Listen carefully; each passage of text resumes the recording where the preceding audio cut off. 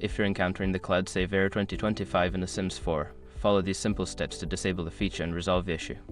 Step 1. Open the Sims 4 launcher. Launch The Sims 4 by double-clicking the game icon on your desktop with your game library.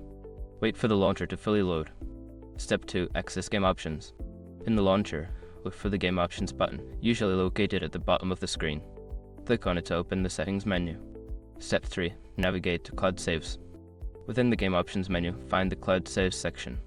This is where you can manage your Cloud Saves settings. Step 4. Disable Cloud Saves.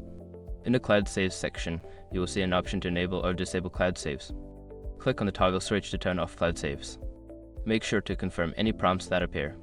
Step 5. Save changes and restart. After disabling Cloud Saves, click on the Apply or Save button to ensure your changes are recorded. Then, restart The Sims 4 to apply the new settings. By following these steps, you should be able to resolve the Cloud Save Error 2025 and enjoy your game without interruptions. Happy gaming!